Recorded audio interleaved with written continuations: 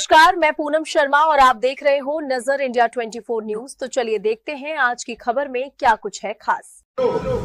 आजकल एक नया फैशन चला है जी मित्रों, आजकल एक नया फैशन चला है हिंदी उर्दू एकता सम्मेलन। नाम सुनकर लगता है भाषाएं गले मिलेंगी। क्या बात? नाम सुनकर लगता है भाषाएं गले मिलेंगी, संस्कृति का संगम होगा और अक्षरों का आलिंगन होगा। पर जैसे ही मंच पर बोलते हैं हिंदी को कोड़ने की कुर्सी मिलती है। बिल्कुल, जैसे ही मंच पर बोलते हैं तो हिंदी को कोड़ने की कुर्सी मिलती है और उर्दू मंच के बीचों बीच गुलदस्ते के साथ विराजमान हो जाती है। बैनर पर लिखा होता है साहित्यिक समरसता का महाआयोजन और भीतर का दृश्य 4 उर्दू के शायर चमकते हुए।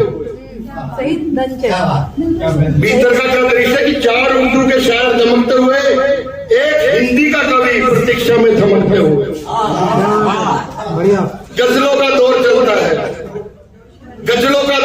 है, वाह वाह का शोर मचलता है। तालियां ऐसे बजती है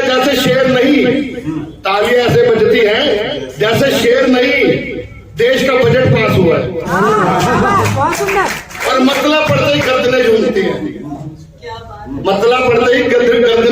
हैं और मक्ता आते ही लोग खड़े हो जाते हैं। सही सबके में। लेकिन जैसे ही हिंदी कविता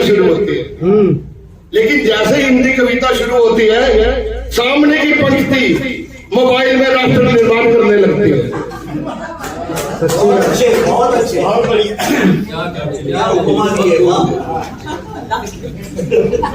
जैसे ही हिंदी कविता शुरू होती है, सामने की पंक्ति मोबाइल में राष्ट्र निर्माण करने लगती है। पीछे वाली पंक्ति पानी पीने के रास्ते कर्तव्य पर निकल जाती है।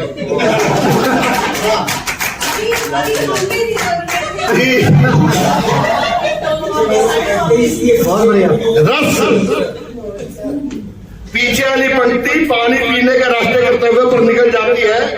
रस छंद अलंकार सब सन्नाटा झेल के, पर लफ्ज़े मोहब्बत आते ही दिलों में हरकत होने लगती है।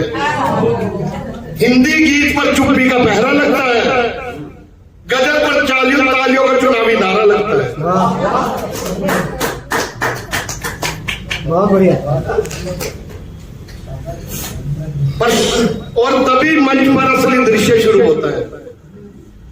मंच के भूखे लोग चिपक जाते हैं। कुछ लोग मंच के चस्पू होते हैं, उनको ना आयोजक से कुछ लेना है, उनको ना कोई है भी 8 घंटे बैठे के चाहे नाश्ता और भूखे मर जाए, लेकिन रहेंगे क्योंकि उन लोगों को मंच का चस्का होता है। सही शब्द लिया है। तो मंच के भूखे लोग चिपक जाते हैं जिन्हें कविता से नहीं कैमरे से प्रेम होता है। कोई माइक के पास रखता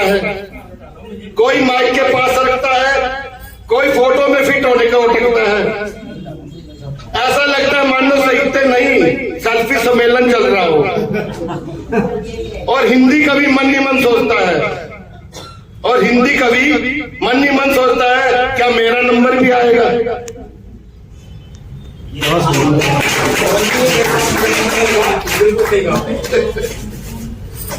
उधर हिंदी कवि मन ही मन सोचता है क्या मेरा नंबर भी आएगा, और इधर शायद सब 5वां शेर भी सुना चुके होते हैं।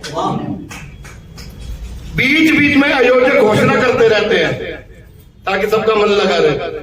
जो उठ के जाना चाहता है हिंदी वाला उसको बिठा देते हैं दोबारा। बीच में आयोजक घोषणा करते रहते हैं कि भाषाओं की साझी विरासत है ये मंच। असल में ये विरासत नहीं, प्रसिद्धि की व्यवस्थित व्यवस्था है। हिंदी जब बोलना चाहती है माइक हकलाने लगता है।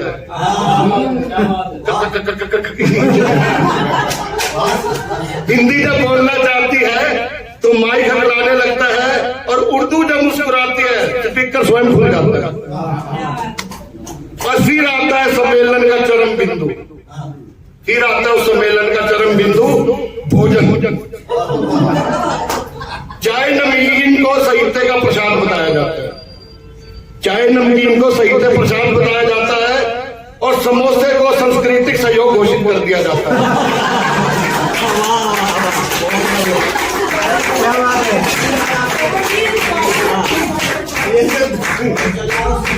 और अभियान। फिर आता है सम्मेलन का चरम बिंदु भोजन। चाय नमकीन को साहित्य प्रसाद बताया जाता है और समोसे को सांस्कृतिक सहयोग घोषित कर दिया जाता है। कवि भूखा रहता है, कवि भूखा रहता है, शायर सराहा जाता है और आयोजक संतुष्ट मुस्कुराता है। क्या बात है। बढ़िया। पहचान में नहीं आएंगे, अब कुछ भी बोल लगेगा, फॉरवर्ड ले रहे, कोई दिक्कत नहीं। और अंत में मंच से पूछा जाता है, इतना शानदार कार्यक्रम कहीं देखा है क्या?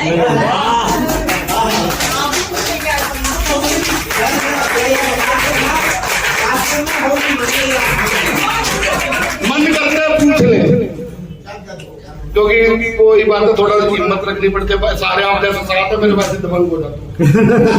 तो मन करता है पूछ ले, एकता हुई थी हिंदी युद्ध एकता सम्मेलन। मन करता है पूछ लूं कि एकता हुई थी क्या? जय श्री राम, जय श्री राम। बहुत बढ़िया। क्या मन करता है पूछ ले, एकता हुई थी क्या? और हिंदी को धीरे से सम्मान सहित किनारे पर बिठा दिया गया। एकता का मंच था, एकता का मंच था, पर संतुलन खो गया। हिंदी इंतजार में थी, हिंदी इंतजार में थी, उर्दू का स्वर हो गया। तालियों की गूंज में भाव दबते रह गए, तालियों की गूंज में भाव दबते रह गए, और कविता चुप रह गई, कविता चुप रह गई, शेर सब कह गए। माइक भी समझ गया रुतबा किसका यहाँ, माइक भी समझ गया किसका रुतबा यहाँ। गीत ठहरते रहे, गीत ठहरते रहे, गजल बैठती रही वहां, और अंत में चाय ने निर्णय सुना दिया, और अंत में चाय ने निर्णय सुना दिया। सम्मेलन सफल हुआ, साहित्य रहे। धन्यवाद। तक के लिए इतना ही। ऐसी तमाम खबरों के लिए देखते रहें नजर इंडिया 24 न्यूज, और हमारे चैनल को सब्सक्राइब और वीडियो को लाइक शेयर जरूर करें। धन्यवाद।